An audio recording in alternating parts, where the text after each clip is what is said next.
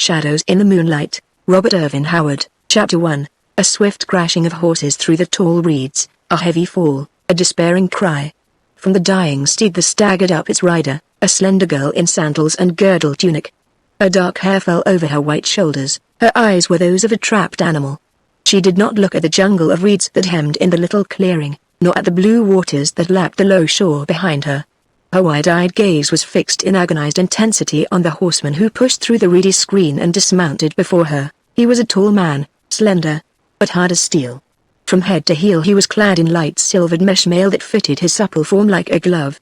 From under the dome-shaped, gold-chased helmet his brown eyes regarded her mockingly. "Stand back."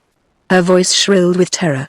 "Touch me not, Shammuret, or I will throw myself into the water and drown." He laughed, and his laughter was like the purr of a sword sliding from a silken sheath. "No, you will not drown, Olivia, daughter of confusion, for the marge is too shallow, and I can catch you before you can reach the deeps. You gave me a merry chase, by the gods, and all my men are far behind us. But there is no horse west of Violet that can distance item for long." He nodded at the tall, slender-legged desert stallion behind him. "Let me go," begged the girl, tears of despair staining her face. "Have I not suffered enough? Is there any humiliation, pain or degradation you have not heaped on me? How long must my torment last? As long as I find pleasure in your whimperings, your pleas, tears and writhings," he answered with a smile that would have seemed gentle to a stranger. "You are strangely virile, Olivia. I wonder if I shall ever weary of you, as I have always wearied of women before. You are ever fresh and unsullied, in spite of me. Each new day with you brings a new delight. But come, let us return to Akif, where the people are still fating the conqueror of the miserable Kozaki, while he, the conqueror, is engaged in recapturing a wretched fugitive, a foolish, lovely, idiotic runaway." "No." She recoiled, turning toward the waters lapping bluely among the reeds. "Yes." His flash of open anger was like a spark struck from flint. With a quickness her tender limbs could not approximate, he caught her wrist, twisting it in pure wanton cruelty until she screamed and sank to her knees. "Slut! I should drag you back to Akif at my horse's tail, but I will be merciful and carry you on my saddle bow, for which favor you shall humbly thank me, while—" He released her with a startled oath and sprang back, his saber flashing out, as a terrible apparition burst from the reedy jungle sounding an inarticulate cry of hate. Olivia, staring up from the ground, saw what she took to be either a savage or a madman advancing on Shammuret in an attitude of deadly menace. He was powerfully built, naked but for a girdled loincloth, which was stained with blood and crusted with dried mire. His black mane was matted with mud and clotted blood. There were streaks of dried blood on his chest and limbs, dried blood on the long straight sword he gripped in his right hand. From under the tangle of his locks, bloodshot eyes glared like coals of blue fire. "You Hyrcanian dog!" mouthed this apparition in a barbarous accent. "The devils of vengeance have brought you here, Kozak!" ejaculated Shammuret, recoiling. "I did not know a dog of you escaped. I thought you all lay stiff on the steppe, by Elbaz River, all but me." "Damn you!" cried the other. "Oh, I've dreamed of such a meeting as this, while I crawled on my belly through the brambles, or lay under rocks while the ants gnawed my flesh, or crouched in the mire up to my mouth. I dreamed, but never hoped it would come to pass. Oh, gods of hell, how I have yearned for this." The stranger's bloodthirsty joy was terrible to behold. His jaws champed spasmodically, froth appeared on his blackened lips. "Keep back!" ordered Shammuret, watching him narrowly. "Ha!" It was like the bark of a timber wolf. "Shammuret, the great lord of Akif. Oh, damn you, how I love the sight of you, you, who fed my comrades to the vultures, who tore them between wild horses, blinded and maimed and mutilated them all, you dog, you filthy dog." His voice rose to a maddened scream, and he charged. In spite of the terror of his wild appearance, Olivia looked to see him fall at the first crossing of the blades. Madman or savage, what could he do, naked, against the mailed chief of Akif? There was an instant when the blades flamed and licked, seeming barely to touch each other and leap apart. Then the broadsword flashed past the sabre and descended terrifically on Shammuret's shoulder. Olivia cried out at the fury of that stroke. Above the crunch of the rending mail, she distinctly heard the snap of the shoulder bone. The Hyrcanian reeled back, suddenly ashen, blood spurting over the links of his hauberk. His sabre slipped from his nerveless fingers. "Quarter!" he gasped. "Quarter?" There was a quiver of frenzy in the stranger's voice. "Quarter such as you gave us, you swine." Olivia closed her eyes. This was no longer battle, but butchery, frantic, bloody, impelled by an hysteria of fury and hate, in which culminated the sufferings of battle, massacre, torture, and fear-ridden, thirst-maddened, hunger-haunted flight. Though Olivia knew that Shamurat deserved no mercy or pity from any living creature, yet she closed her eyes and pressed her hands over her ears, to shut out the sight of that dripping sword that rose and fell with the sound of a butcher's cleaver, and the gurgling cries that dwindled away and ceased. She opened her eyes, to see the stranger turning away from a gory travesty that only vaguely resembled a human being. The man's breast heaved with exhaustion or passion, his brow was beaded with sweat, his right hand was splashed with blood. He did not speak to her, or even glance toward her. She saw him stride through the reeds that grew at the water's edge, stoop, and tug at something. A boat wallowed out of its hiding place among the stalks. Then she divined his intention, and was galvanized into action. "Oh, wait!" she wailed, staggering up and running toward him. "Do not leave me. Take me with you." He wheeled and stared at her. There was a difference in his bearing. His bloodshot eyes were sane. It was as if the blood he had just shed had quenched the fire of his frenzy. "Who are you?" he demanded. "I am called Olivia. I was his captive. I ran away. He followed me. That's why he came here. Oh, do not leave me here. His warriors are not far behind him. They will find his corpse. They will find me near it too." She moaned in her terror and wrung her white hands. He stared at her in perplexity. "Would you be better off with me?" he demanded. "I am a barbarian, and I know from your looks that you fear me." "Yes, I fear you," she replied, too distracted to dissemble. "My flesh crawls at the horror of your aspect. But I fear the Hyrcanians more. Oh, let me go with you.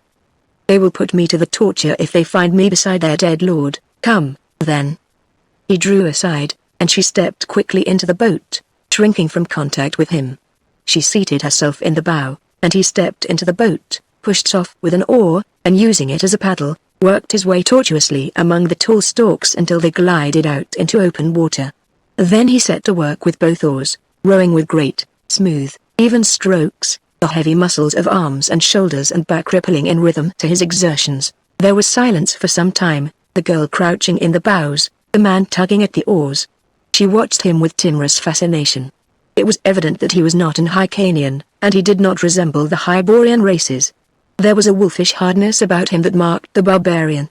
His features, allowing for the strains and stains of battle and his hiding in the marshes, reflected that same untamed wildness, but they were neither evil nor degenerate. "Who are you?" she asked. "Shamurat called you a Kozak. Were you of the band?" "I am Conan, of Cimmeria," he grunted. "I was with the Kozaki, as the Hyrcanian dogs called us." She knew vaguely that the land he named lay far to the northwest, beyond the farthest boundaries of the different kingdoms of her race. "I am a daughter of the king of Offa," she said. "My father sold me to a Shemite chief, because I would not marry a prince of Koth." The Cimmerian grunted in surprise, her lips twisted in a bitter smile. Civilized men sell their children as slaves to savages, sometimes. "They call your race barbaric, Conan of Cimmeria. We do not sell our children," he growled, his chin jutting truculently. "Well, I was sold. But the desert man did not misuse me. He wished to buy the goodwill of Shamurat, and I was among the gifts he brought to a chief of the Purple Gardens." Then she shuddered and hid her face in her hands. "I should be lost to all shame," she said presently. "Yet each memory stings me like a slaver's whip. I abode in Shamurat's palace, until some weeks agone he rode out with his hosts to do battle with a band of invaders who were ravaging the borders of Turan. Yesterday he returned in triumph, and a great fete was made to honor him. In the drunkenness and rejoicing, I found an opportunity to steal out of the city on a stolen horse. I had thought to escape, but he followed, and about midday came up with me. I outran his vassals, but him I could not escape. Then you came. I was lying hid in the reeds," grunted the barbarian. "I was one of those dissolute rogues, the free companions, who burned and looted along the borders. There were 5,000 of us, from a score of races and tribes. We had been serving as mercenaries for a rebel prince in Eastern Korb, most of us, and when he made peace with his cursed sovereign, we were out of employment, so we took to plundering the outlying dominions of Koth, Zamora and Turan impartially. A week ago Shamurat trapped us near the banks of Ilbars with 15,000 men. Mitra. The skies were black with vultures. When the lines broke, after a whole day of fighting, some tried to break through to the north, some to the west. I doubt if any escaped. The steppes were covered with horsemen riding down the fugitives.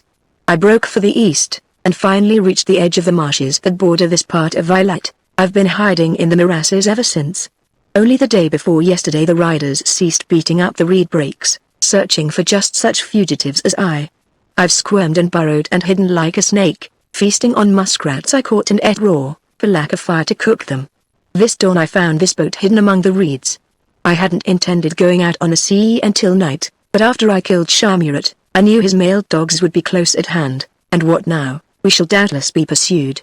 If they fail to see the marks left by the boat, which I covered as well as I could, they'll guess anyway that we took to sea, after they fail to find us among the marshes. But we have a start, and I'm going to haul at these oars until we reach a safe place. Where shall we find that? She asked hopelessly. Violet is in Hyrcanian Pond. Some folk don't think so, grinned Conan grimly, notably the slaves that have escaped from galleys and become pirates. But what are your plans? The southwestern shore is held by the Hyrcanians for hundreds of miles. We still have a long way to go before we pass beyond their northern boundaries. I intend to go northward until I think we have passed them. Then we'll turn westward, and try to land on the shore bordered by the uninhabited steppes. Suppose we meet pirates, or a storm? She asked. And we shall starve on the steppes. Well, he reminded her, I didn't ask you to come with me. I am sorry. She bowed her shapely dark head. Pirates, storms, starvation, they are all kinder than the people of Turan. His dark face grew somber. I haven't done with them yet. Be at ease, girl. Storms are rare on Violet at this time of year. If we make the steppes, we shall not starve. I was reared in a naked land. It was those cursed marshes, with their stench and stinging flies, that nigh unmanned me. I am at home in the highlands. As for pirates, he grinned enigmatically, and bent to the oars. The sun sank like a dull glowing copper ball into a lake of fire. The blue of the sea merged with the blue of the sky, and both turned to soft dark velvet, clustered with stars and the mirrors of stars. Olivia reclined in the bows of the gently rocking boat, in a state dreamy and unreal. She experienced an illusion that she was floating in midair, stars beneath her as well as above. Her silent companion was etched vaguely against the softer darkness.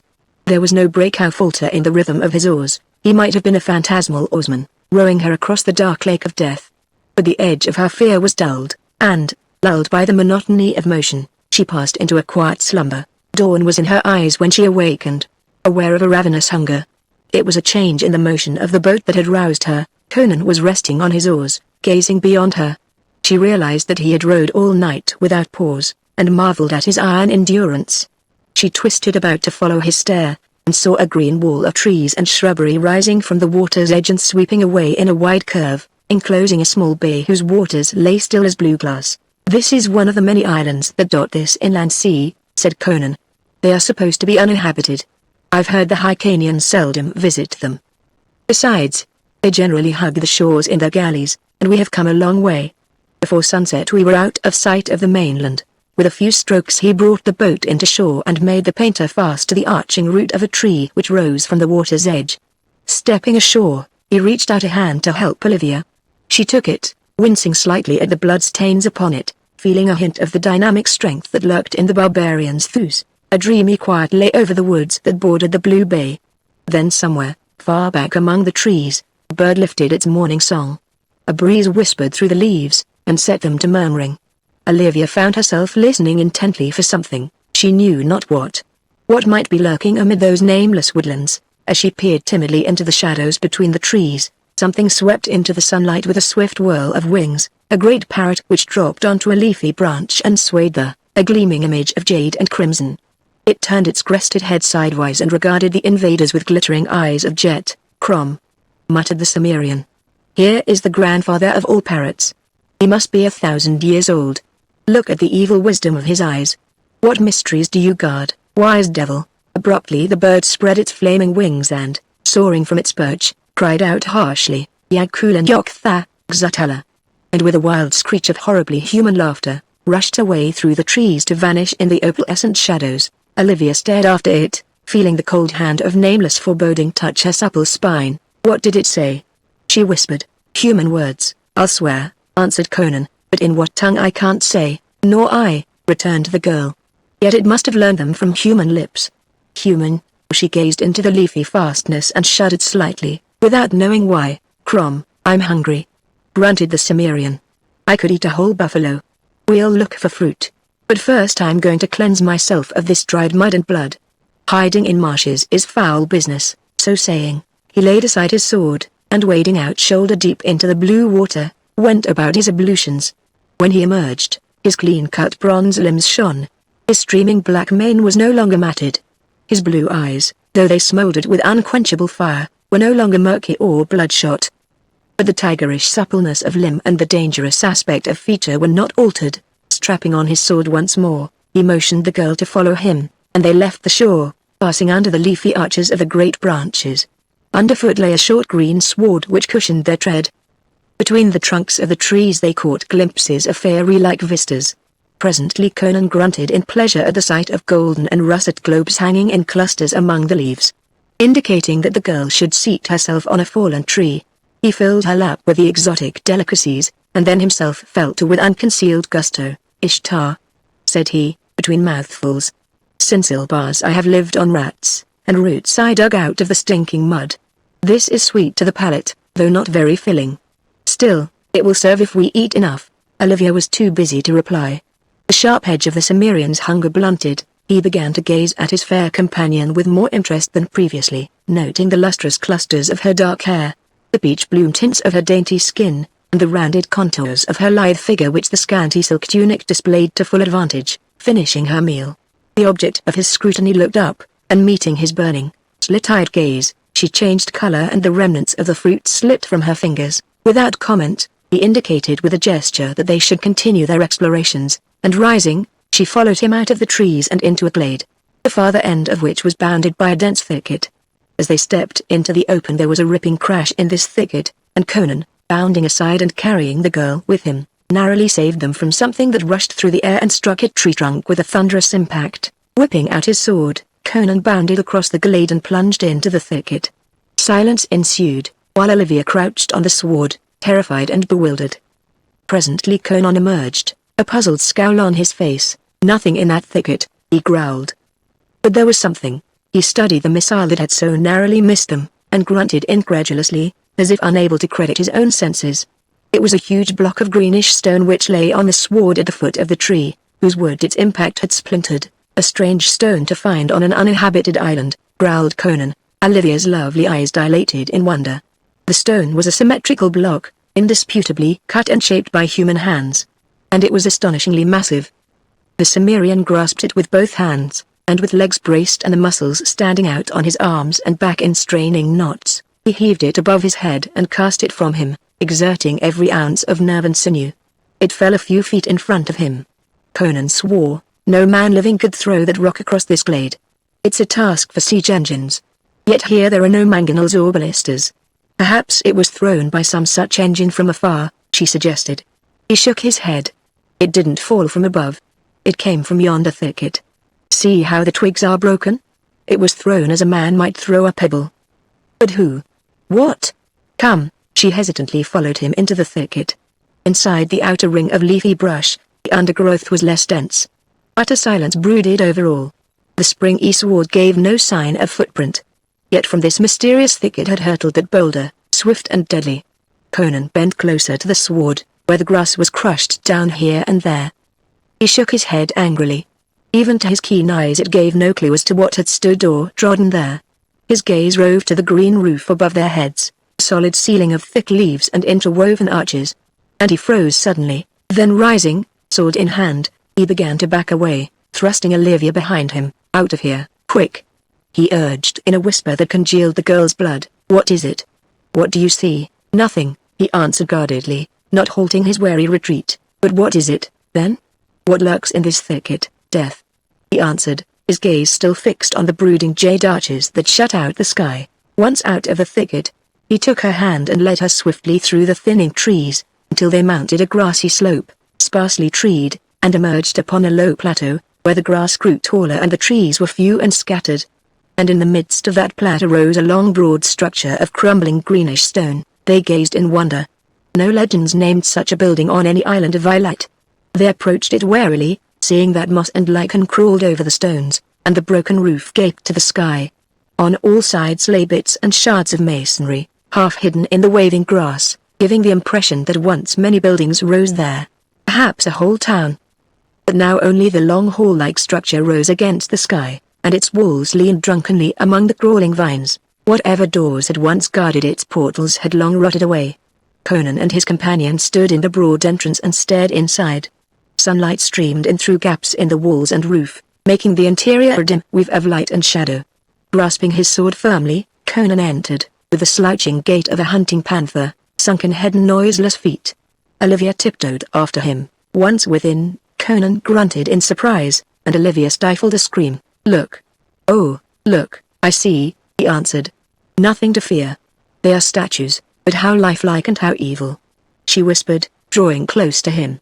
They stood in a great hall, whose floor was of polished stone, littered with dust and broken stones, which had fallen from the ceiling.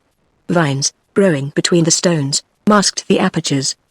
The lofty roof, flat and undomed, was upheld by thick columns, marching in rows down the sides of the walls. And in each space between these columns stood a strange figure. They were statues, apparently of iron, black and shining as if continually polished. They were life-sized, depicting tall, lithely powerful men, with cruel hawk-like faces. They were naked, and every swell, depression and contour of joint and sinew was represented with incredible realism. But the most lifelike feature was their proud, intolerant faces. These features were not cast in the same mold. Each face possessed its own individual characteristics, though there was a tribal likeness between them all. There was none of the monotonous uniformity of decorative art, in the faces at least. They seemed to be listening and waiting. Whispered the girl uneasily. Conan rang his hilt against one of the images. "Iron," he pronounced. "But chrome. In what molds were they cast?" He shook his head and shrugged his massive shoulders in puzzlement. Olivia glanced timidly about the great silent hall. Only the ivy-grown stones, the tendril-clasped pillars, with the dark figures brooding between them, met her gaze. She shifted uneasily and wished to be gone, but the images held a strange fascination for her companion. He examined them in detail, and barbarian-like, tried to break off their limbs. But their material resisted his best efforts. He could neither disfigure nor dislodge from its niche a single image. At last he desisted, swearing in his wonder. What manner of men were these copied from? He inquired of the world at large. "These figures are black, yet they are not like Negroes. I have never seen their like." "Let us go into the sunlight," urged Olivia, and he nodded, with a baffled glance at the brooding shapes along the walls. So they passed out of the dusky hall into the clear blaze of the summer sun. She was surprised to note its position in the sky. They had spent more time in the ruins than she had guessed. "Let us take to the boat again," she suggested. "I am afraid here. It is a strange evil place. We do not know when we may be attacked by whatever cast the rock." "I think we're safe as long as we're not under the trees," he answered. "Come." The plateau, whose sides fell away toward the wooded shores on the east, west and south, sloped upward toward the north to abut on a tangle of rocky cliffs, the highest point of the island. Thither Conan took his way, suiting his long stride to his companion's gait. From time to time his glance rested inscrutably upon her, and she was aware of it. They reached the northern extremity of the plateau, and stood gazing up the steep pitch of the cliffs. Trees grew thickly along the rim of the plateau east and west of the cliffs, and clung to the precipitous incline. Conan glanced at these trees suspiciously, but he began the ascent, helping his companion on the climb. The slope was not sheer, and was broken by ledges and boulders. The Cimmerian, born in a hill country, could have run up it like a cat, but Olivia found the going difficult. Again and again she felt herself lifted lightly off her feet and over some obstacle that would have taxed her strength to surmount, and her wonder grew at the sheer physical power of the man. She no longer found his touch repugnant. There was a promise of protection in his iron clasp. At last they stood on the ultimate pinnacle, their hair stirring in the sea wind. From their feet the cliffs fell away sheerly 300 or 400 feet to a narrow tangle of woodlands bordering the beach.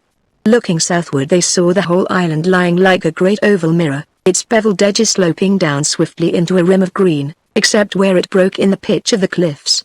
As far as they could see, on all sides stretched the blue waters, still, placid, fading into dreamy hazes of distance. "The sea is still," sighed Olivia. "Why should we not take up our journey again?" Conan, poised like a bronze statue on the cliffs, pointed northward. Straining her eyes, Olivia saw a white fleck that seemed to hang suspended in the aching haze. "What is it? A sail? Hyrcanians? Who can tell? At this distance, they will anchor here. Search the island for us," she cried in quick panic. "I doubt it. They come from the north, so they cannot be searching for us. They may stop for some other reason, in which case we'll have to hide as best we can. But I believe it's either pirate, or an Hyrcanian galley returning from some northern raid. In the latter case they are not likely to anchor here. But we can't put to sea until they've gone out of sight, for they're coming from the direction in which we must go. Doubtless they'll pass the island tonight, and at dawn we can go on our way. Then we must spend the night here?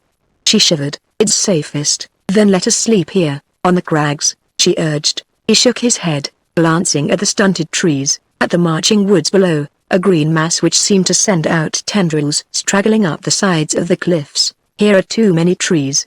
We'll sleep in the ruins, she cried out in protest. Nothing will harm you there, he soothed. Whatever threw the stone at us did not follow us out of the woods.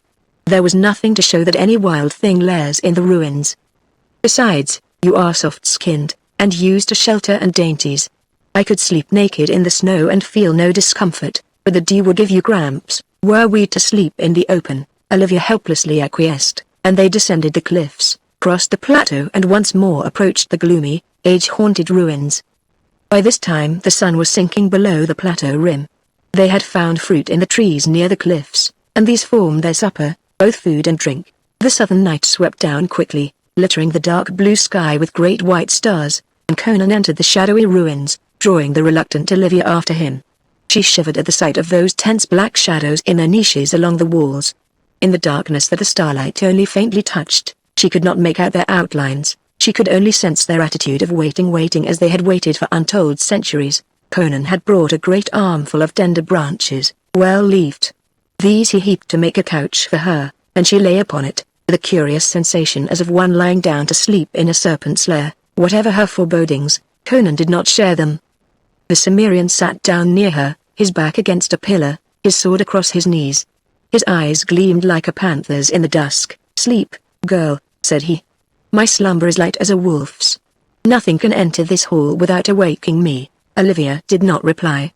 From her bed of leaves she watched the immobile figure, indistinct in the soft darkness. How strange, to move in fellowship with the barbarian, to be cared for and protected by one of a race, tales of which had frightened her as a child. He came of a people bloody, grim and ferocious. His kinship to the wild was apparent in his every action, it burned in his smoldering eyes. Yet he had not harmed her, and her worst oppressor had been a man the world called civilized. As a delicious languor stole over her relaxing limbs and she sank into foamy billows of slumber, her last waking thought was a drowsy recollection of the firm touch of Conan's fingers on her soft flesh. Chapter 2. Olivia dreamed, and through her dreams crawled a suggestion of lurking evil, like a black serpent writhing through flower gardens.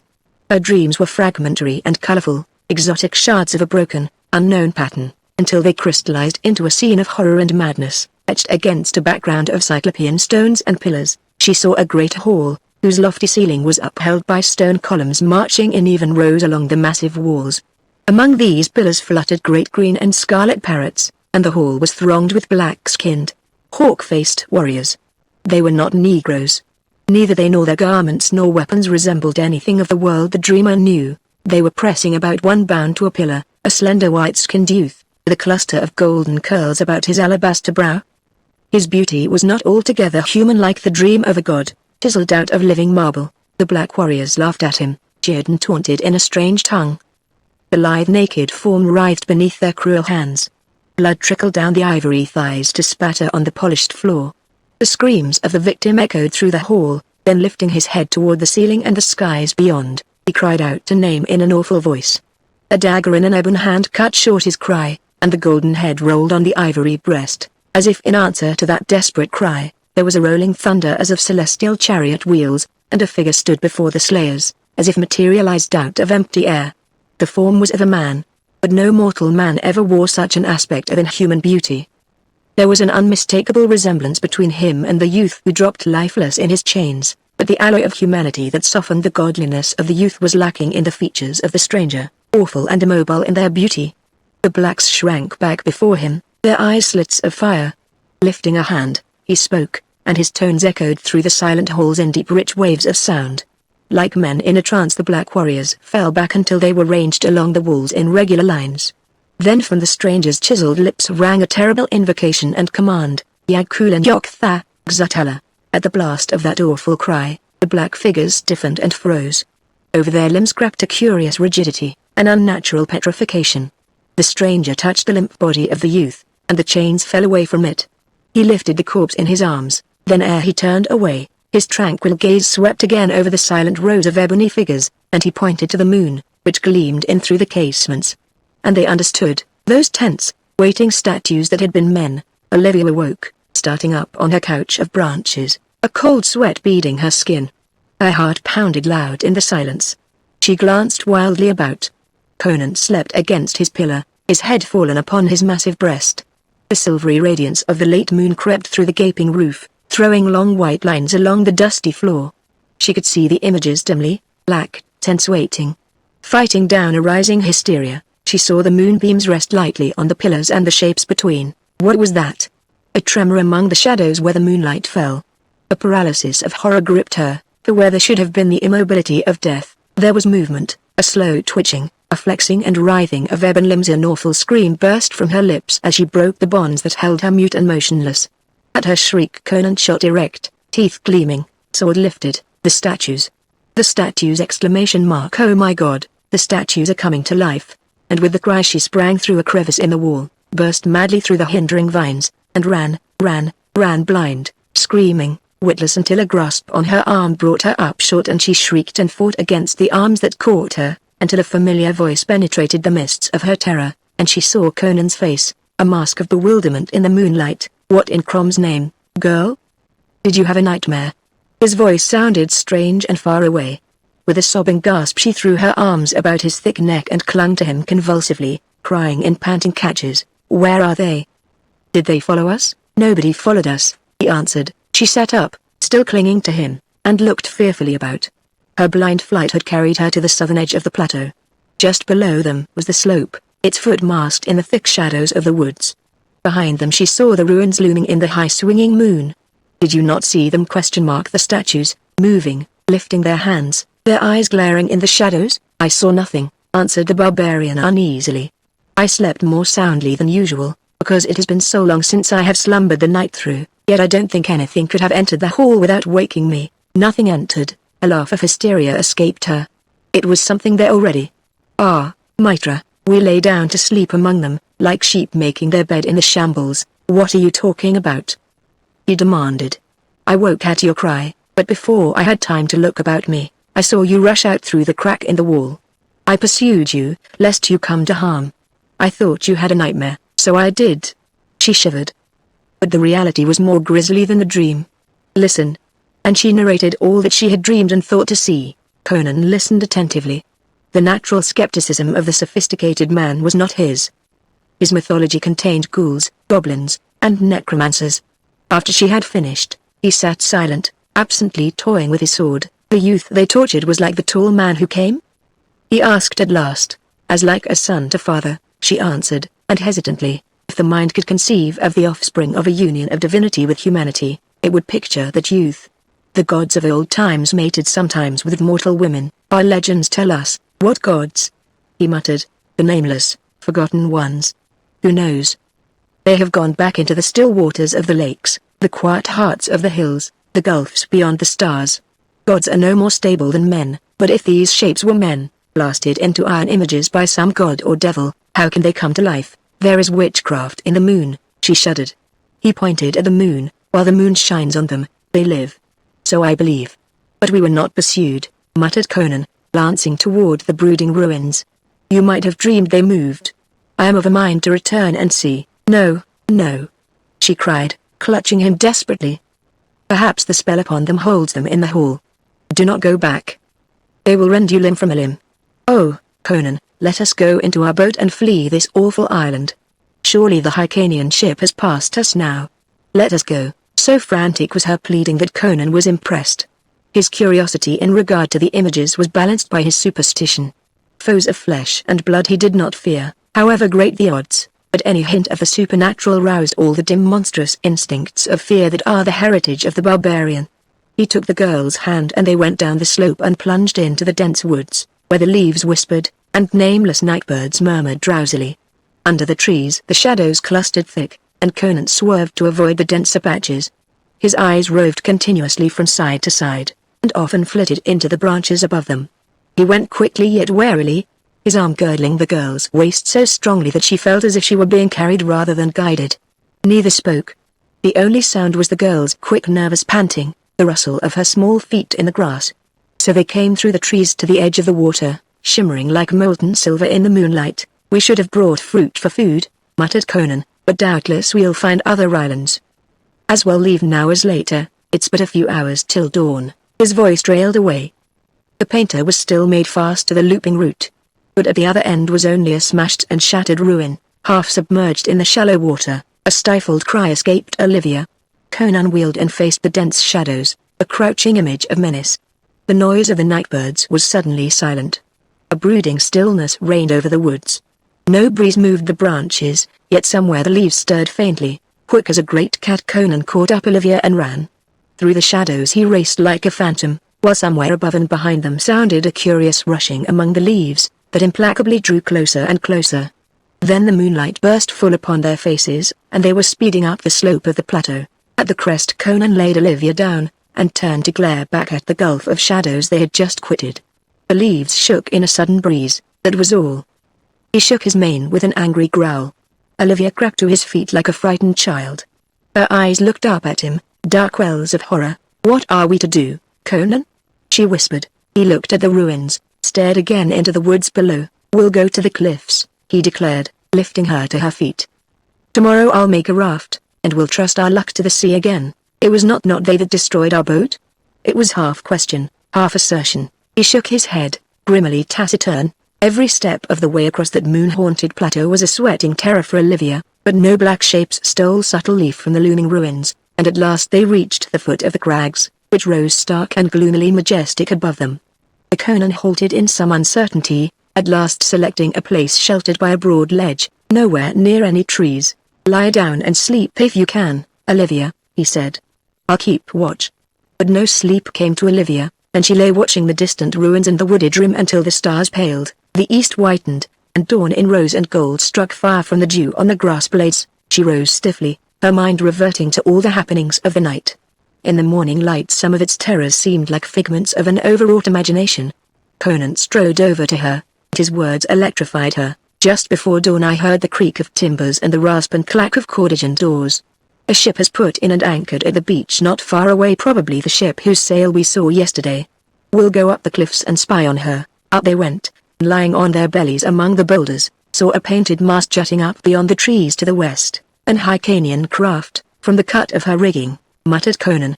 "I wonder if the crew." A distant medley of voices reached their ears, and creeping to the southern edge of the cliffs, they saw a motley horde emerge from the fringe of trees along the western rim of the plateau, and stand there a space in debate. There was much flourishing of arms, brandishing of swords, and loud rough argument. Then the whole band started across the plateau toward the ruins, at a slant that would take them close by the foot of the cliffs. "Pirates," whispered Conan, a grim smile on his thin lips. "It's an Hyrcanian galley they've captured. Here, crawl among these rocks. Don't show yourself unless I call to you," he instructed. Having secreted her to his satisfaction among a tangle of boulders along the crest of the cliffs. "I'm going to meet these dogs. If I succeed in my plan, all will be well, and we'll sail away with them. If I don't succeed, well, hide yourself in the rocks until they're gone, for no devils on this island are as cruel as these sea wolves," and tearing himself from her reluctant grasp, he swung quickly down the cliffs. Looking fearfully from her eyrie, Olivia saw the band had neared the foot of the cliffs. Even as she looked, Conan stepped out from among the boulders and faced them, sword in hand. They gave back with yells of menace and surprise, then halted uncertainly to glare at this figure which had appeared so suddenly from the rocks.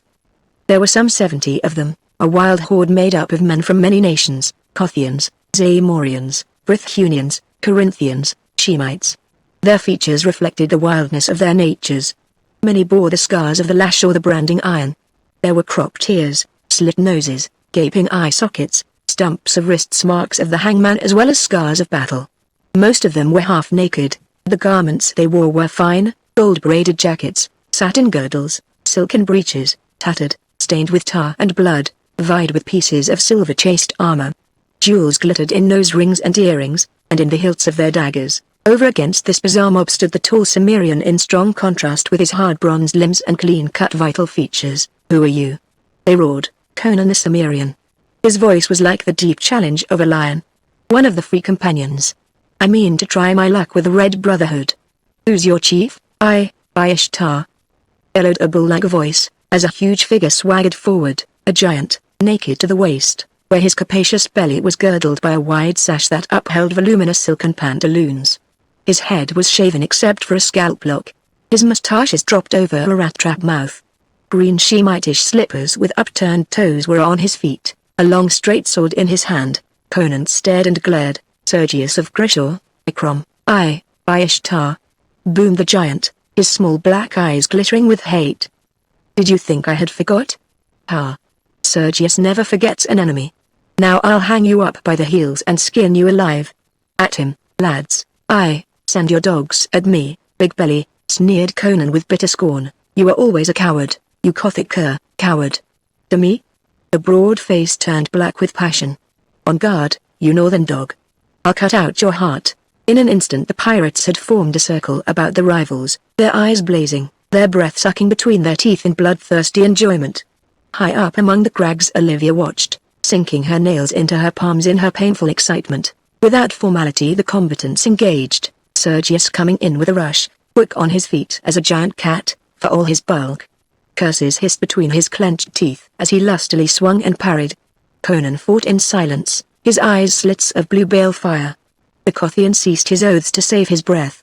The only sounds were the quick scuff of feet on the sward, the panting of the pirate, the ring and clash of steel. The swords flashed like white fire in the early sun, wheeling and circling. They seemed to recoil from each other's contact, then leap together again instantly. Sergius was giving back, only his superlative skill had saved him thus far from the blinding speed of the Cimmerian's onslaught. A louder clash of steel, a sliding rasp, a choking cry from the pirate horde, a fierce yell split the morning as Conan's sword plunged through their captain's massive body. The point quivered an instant from between Sergius's shoulders, a hand's breadth of white fire in the sunlight, then the Cimmerian wrenched back his steel and the pirate chief fell heavily, face down, and lay in a widening pool of blood, his broad hands twitching for an instant. Conan wheeled toward the gaping corsairs. Well, you dogs. He roared. I've sent your chief to hell. What says the law of the Red Brotherhood? Before any could answer, a rat-faced Brythunian, standing behind his fellows, whirled a sling swiftly and deadly. Straight as an arrow sped the stone to its mark, and Conan reeled and fell as a tall tree falls to the woodsman's axe. Up on the cliff Olivia caught at the boulders for support.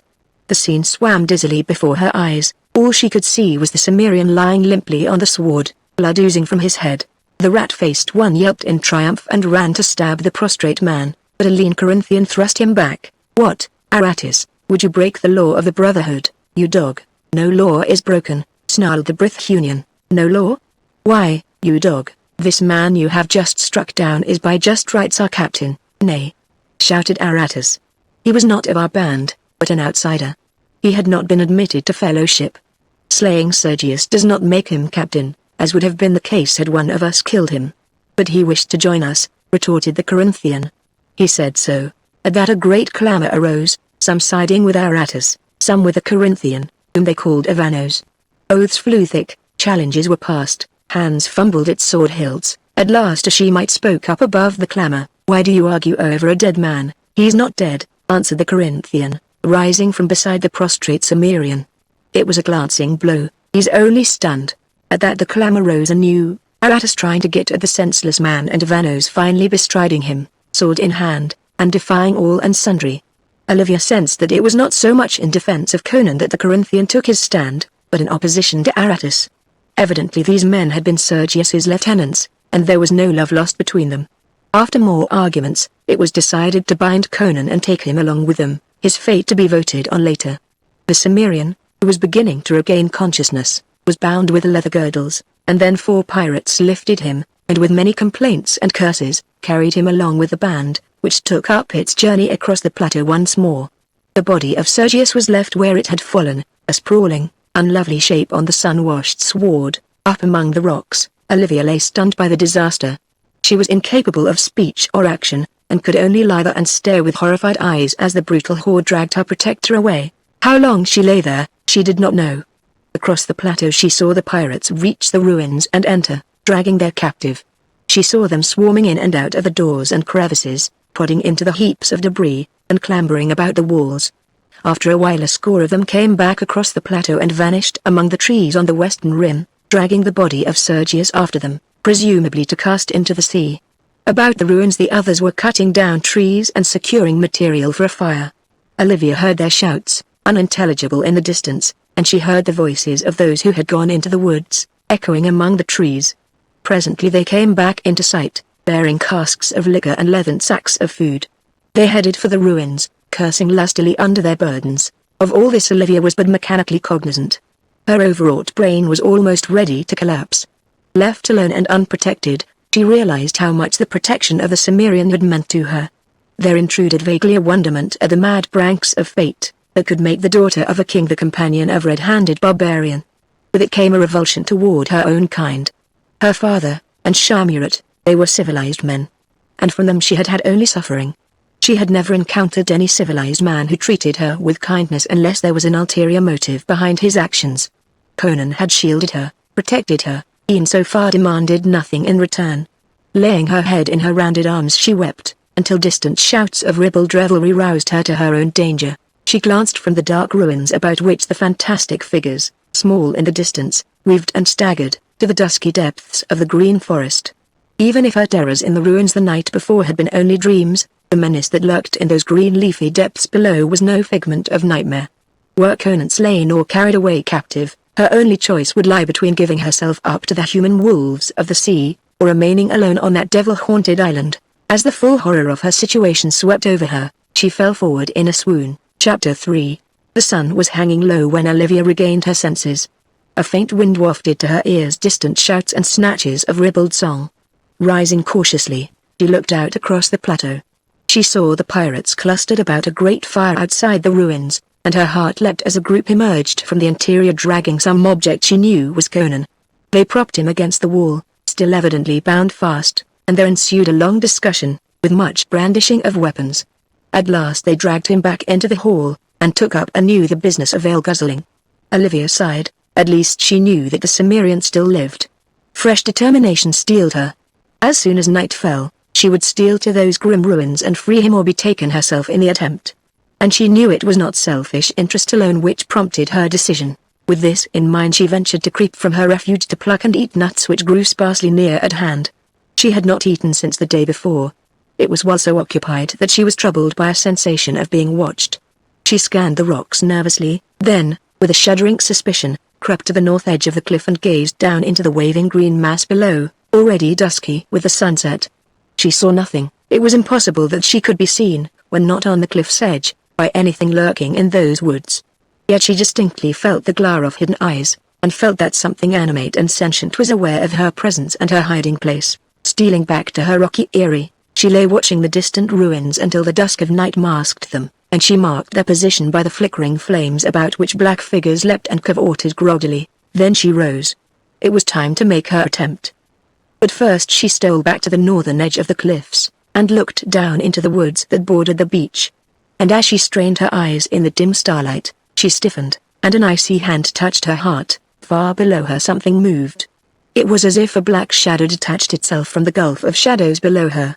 It moved slowly up the sheer face of the cliff, a vague bulk, shapeless in the semi-darkness. Panic caught Olivia by the throat, and she struggled with the scream that tugged at her lips. Turning, she fled down the southern slope. That flight down the shadowed cliffs was a nightmare in which she slid and scrambled, catching at jagged rocks with cold fingers. As she tore her tender skin and bruised her soft limbs on the rugged boulders over which Conan had so lightly lifted her, she realized again her dependence on the iron-food barbarian. This thought was but one in a fluttering maelstrom of dizzy fright. The descent seemed endless, but at last her feet struck the grassy levels, and in a very frenzy of eagerness she sped away toward the fire that burned like the red heart of night. Behind her, as she fled, she heard a shower of stones rattle down the steep slope, and the sound lent wings to her heels. What grisly climber dislodged those stones she dared not try to think. Strenuous physical action dissipated her blind terror somewhat, and before she had reached the ruin, her mind was clear, her reasoning faculties alert, though her limbs trembled from her efforts. She dropped to the sward and wriggled along on her belly until, from behind a small tree that had escaped the axes of the pirates, she watched her enemies. They had completed their supper, but were still drinking, dipping pewter mugs or jeweled goblets into the broken heads of the wine casks. Some were already snoring drunkenly on the grass, while others had staggered into the ruins. Of Conan she saw nothing. She lay there, while the dew formed on the grass about her and the leaves overhead, and the men about the fire cursed, gambled and argued. There were only a few about the fire, most of them had gone into the ruins to sleep. She lay watching them, her nerves taut with the strain of waiting, the flesh crawling between her shoulders at the thought of what might be watching her in turn, of what might be stealing up behind her. Time dragged on leaden feet. One by one the revelers sank down in drunken slumber, until all were stretched senseless beside the dying fire. Olivia hesitated, then was galvanized by a distant glow rising through the trees. The moon was rising. With a gasp she rose and hurried toward the ruins. Her flesh crawled as she tiptoed among the drunken shapes that sprawled beside the gaping portal. Inside were many more. They shifted and mumbled in their besotted dreams, but none awakened as she glided among them. A sob of joy rose to her lips as she saw Conan. The Cimmerian was wide awake, bound upright to a pillar, his eyes gleaming in the faint reflection of the waning fire outside. Picking her way among the sleepers, she approached him. Lightly as she had come. He had heard her, had seen her when first framed in the portal. A faint grin touched his hard lips. She reached him and clung to him an instant. He felt the quick beating of her heart against his breast. Through a broad crevice in the wall stole a beam of moonlight, and the air was instantly supercharged with subtle tension. Conan felt it and stiffened. Olivia felt it and gasped. The sleepers snored on. Bending quickly, she drew a dagger from its senseless owner's belt, and set to work on Conan's bonds. They were sail cords, thick and heavy, and tied with the craft of a sailor. She toiled desperately, while the tide of moonlight crept slowly across the floor toward the feet of the crouching black figures between the pillars. Her breath came in gasps. Conan's wrists were free, but his elbows and legs were still bound fast. She glanced fleetingly at the figures along the walls, waiting. They seemed to watch her with the awful patience of the undead. The drunkards beneath her feet began to stir and groan in their sleep. The moonlight crept down the hall, touching the black feet. The cords fell from Conan's arms, and taking the dagger from her, he ripped the bonds from his legs with a single quick slash. He stepped out from the pillar, flexing his limbs, stoically enduring the agony of returning circulation. Olivia crouched against him, shaking like a leaf. Was it some trick of the moonlight that touched the eyes of the black figures with fire, so that they glimmered redly in the shadows? Conan moved with the abruptness of a jungle cat. Catching up his sword from where it lay in a stack of weapons nearby, he lifted Olivia lightly from her feet and glided through an opening that gaped in the ivy-grown wall. No word passed between them. Lifting her in his arms, he set off swiftly across the moon-bathed sward. Her arms about his iron neck, the Arthurian closed her eyes, cradling her dark curly head against his massive shoulder. A delicious sense of security stole over her, in spite of his burden. The Cimmerian crossed the plateau swiftly, and Olivia, opening her eyes, saw that they were passing under the shadow of the cliffs. Something climbed the cliffs, she whispered.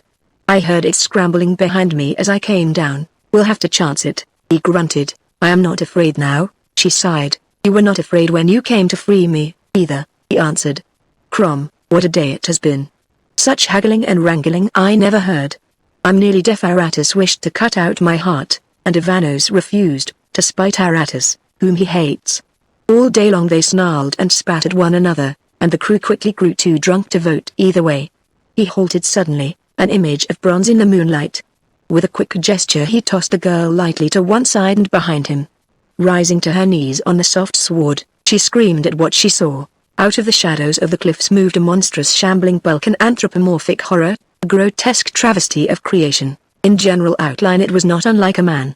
But its face, limned in the bright moonlight, was bestial, with close-set ears, flaring nostrils, and a great flabby-lipped mouth in which gleamed white tusk-like fangs. It was covered with shaggy greyish hair, shot with silver which shone in the moonlight, and its great misshapen paws hung nearly to the earth. Its bulk was tremendous. As it stood on its short-bowed legs, its bullet head rose above that of the man who faced it. The sweep of the hairy breast and giant shoulders was breathtaking. The huge arms were like knotted trees. The moonlight scene swam, to Olivia's sight. This, then, was the end of the trail for what human being could withstand the fury of that hairy mountain of Fusan ferocity. Yet as she stared in wide-eyed horror at the bronzed figure facing the monster, she sensed a kinship in the antagonists that was almost appalling. This was less a struggle between man and beast than a conflict between two creatures of the wild. equally merciless and ferocious. With a flash of white tusks, the monster charged. The mighty arms spread wide as the beast plunged, stupefyingly quick for all his vast bulk and stunted legs. Conan's action was a blur of speed Olivia's eye could not follow. She only saw that he evaded that deadly grasp, and his sword, flashing like a jet of white lightning, sheared through one of those massive arms between shoulder and elbow. A great spout of blood deluged the sword as the severed member fell, twitching horribly, but even as the sword bit through, the other malformed hand locked in Conan's black mane. Only the iron neck muscles of the Cimmerian saved him from a broken neck that instant. His left hand darted out to clamp on the beast's squat throat, his left knee was jammed hard against the brute's hairy belly. Then began a terrific struggle, which lasted only seconds, but which seemed like ages to the paralyzed girl. The ape maintained his grasp in Conan's hair, dragging him toward the tusks that glistened in the moonlight. The Cimmerian resisted this effort, his left arm rigid as iron, while the sword in his right hand, wielded like a butcher knife, sank again and again into the groin, breast and belly of his captor. The beast took its punishment in awful silence, apparently unweakened by the blood that gushed from its ghastly wounds. Swiftly the terrible strength of the anthropoid overcame the leverage of braced arm and knee. Inexorably Conan's arm bent under the strain, nearer and nearer he was drawn to the slavering jaws that gaped for his life. Now the blazing eyes of the barbarian glared into the bloodshot eyes of the ape. But as Conan tugged vainly at his sword, wedged deep in the hairy body, the frothing jaws snapped spasmodically shut, an inch from the Cimmerian's face, and he was hurled to the sward by the dying convulsions of the monster. Olivia, half fainting, saw the ape heaving, thrashing and writhing, gripping, man-like, the hilt that jutted from its body. A sickening instant of this, then the great bulk quivered and lay still. Conan rose and limped over to the corpse. The Cimmerian breathed heavily, and walked like a man whose joints and muscles have been wrenched and twisted almost to their limit of endurance. He felt his bloody scalp and swore at the sight of the long black red-stained strands still grasped in the monster's shaggy hand. Crom. He panted. I feel as if I'd been racked. I'd rather fight a dozen men. Another instant and he'd have bitten off my head.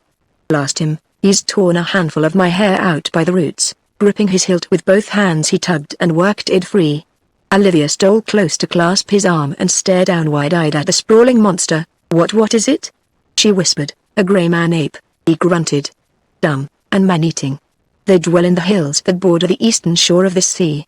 How this one got to this island, I can't say. Maybe he floated here on driftwood, blown out from the mainland in a storm, and it was he that threw the stone? Yes, I suspected what it was when we stood in the thicket and I saw the boughs bending over our heads. These creatures always lurk in the deepest woods they can find, and seldom emerge. What brought him into the open, I can't say, but it was lucky for us. I'd have had no chance with him among the trees. It followed me, she shivered. I saw it climbing the cliffs, and following his instinct, he lurked in the shadow of the cliff, instead of following you out across the plateau. His kind are creatures of darkness and the silent places, haters of sun and moon.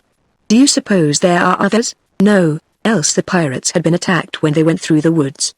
The grey ape is wary, for all his strength, as shown by his hesitancy in falling upon us in the thicket. His lust for you must have been great, to have driven him to attack us finally in the open. What? He started and wheeled back toward the way they had come. The night had been split by an awful scream. It came from the ruins. Instantly there followed a mad melee of yells, shrieks and cries of blasphemous agony. Though accompanied by a ringing of steel, the sounds were of massacre rather than battle. Conan stood frozen, the girl clinging to him in a frenzy of terror. The clamor rose to a crescendo of madness, and then the Cimmerian turned and went swiftly toward the rim of the plateau, with its fringe of moonlight trees. Olivia's legs were trembling so that she could not walk, so he carried her, and her heart calmed its frantic pounding as she nestled into his cradling arms. They passed under the shadowy forest, but the clusters of blackness held no terrors, the rifts of silver discovered no grisly shape. Nightbirds murmured slumberously. The yells of slaughter dwindled behind them, masked in the distance to a confused jumble of sound. Somewhere a parrot called, like an eerie echo, Agkulan Yoktha, Xutella. So they came to the tree-fringed water's edge and saw the galley lying at anchor, her sail shining white in the moonlight. Already the stars were paling for dawn. Chapter 4. In the ghastly whiteness of dawn a handful of tattered, blood-stained figures staggered through the trees and out onto the narrow beach. There were 44 of them. They were a cowed and demoralized band. With panting haste they plunged into the water and began to wade toward the galley, when a stern challenge brought them up standing. Etched against the whitening sky they saw Conan the Cimmerian standing in the bows, sword in hand, his black mane tossing in the dawn wind. "Stand," he ordered. "Come no nearer." "What would you have, dogs? Let us come aboard," croaked a hairy rogue fingering a bloody stump of ear. "We'd be gone from this devil's island, the first man who tries to climb over the side, I'll split his skull," promised Conan. They were 44 to 1, but he held the whip hand. The fight had been hammered out of them. "Let us come aboard, good Conan," whined a red-sashed Zaimorian, glancing fearfully over his shoulder at the silent woods. "We have been so mauled, bitten, scratched and rended, and are so weary from fighting and running, that not one of us can lift a sword. Where is that dog Aratus?" demanded Conan. "Dead, were the others. It was devils fell upon us. They were ending us to pieces before we could awake. 8 dozen good rovers died in their sleep. The ruins were full of flame-eyed shadows, with tearing fangs and sharp talons. I put in another corsair. They were the demons of the isle, which took the forms of molten images, to befool us. Ishtar. We lay down to sleep among them. We are no cowards. We fought them as long as mortal man may strive against the powers of darkness. Then we broke away and left them tearing at the corpses like jackals. But surely they'll pursue us." "Aye, let us come aboard," clamored a lean Shemite.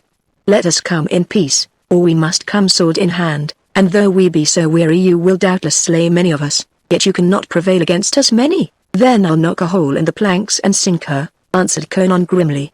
A frantic chorus of expostulation rose, which Conan silenced with a lion-like roar. "Dogs! Must I aid my enemies? Shall I let you come aboard and cut out my heart? Nay, nay," they cried eagerly. "Friends, friends, Conan. We are thy comrades. We be all lusty rogues together.